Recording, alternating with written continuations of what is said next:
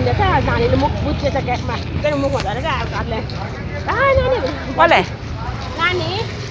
अब दुईवटा केक चाहिँ मुखमा लगाएछ पुलिसले झुन्डाएर हातमा त्यो झुन्डाएर लाग्यो निकाल दादाले स्विटहरू नखाने खाना राम्रो यो मान्छे छैन चस्मा लाउने यो चाहिँ खाएर भन्छु है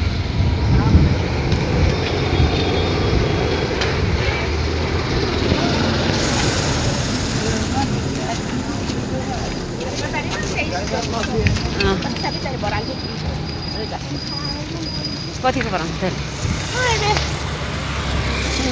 कता गयो चस्मा माक्क राम्रो छ त्यो चस्मा लाउने त्यो अहिले बनाएको छैन यो पनि त यहीँ बुढो खाँडो भइसक्यो एक केटा हो त्यो चस्मा लाउने कति बिहानी केटीसँग बसेर बर्बाद गरेको थियो अहिले कहाँ गयो कि नि अब छिनाहरू आमा छोरी सबै अहिले त लास्टमा गएर छोऱ्यो कता गयो होला त्यो केटीहरू किन चाहिँ बस्नु अहिलेसम्म गएकै छैन फेरि कतिजना लाग्दैन त्यो चाहिँ एउटा केटी छैन मुल मोटाएन त्यो त मुसीसँग बिहा भएको रहेछ होला के त 12 बजीतिर जान्छन् ड्युटीमा लास्टमा एउटा केटी सानो भन्ने लिपस्टिक लगाएर टाङ्ने खाउँथ्यो नि हो त्यो आइमी देखाएको क्या त्यसको बुढा मैले बुढा रहेछ मुल मोटा भयो भने देखायो नि त मलाई त्यो केटासँग चल्दै जा मुल मोटा मुल मानु चाहिँ भात लैआनी छ भने हेरेको त हो हो हिरोइन जस्तो गरिरहेको हिरोइन भने के भन्छ मुल मोटायो भन्दैछ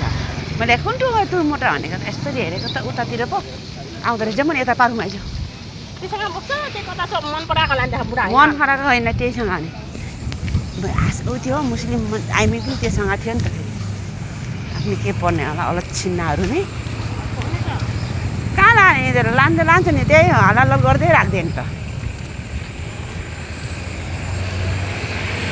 त्यसो त्यो भन्छ नि हामीले तिनीहरूको चाहिँ त्यो चाहिँ के मन परेको होला तिनीहरूले मान्छे नै यहाँ चाहिँ बेच्ने भन्नु नि आजकल अरू भरे जाँदाखेरि त आइ त जान्छस् साला त आइ जान्छस्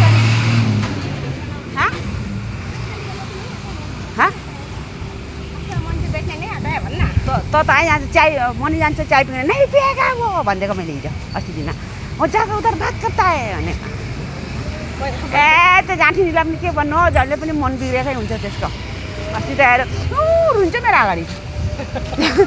मन्जुले किन लियो होइन मैले भने कुछ काम के लिए लिया होगा सायद भन्ने गाडी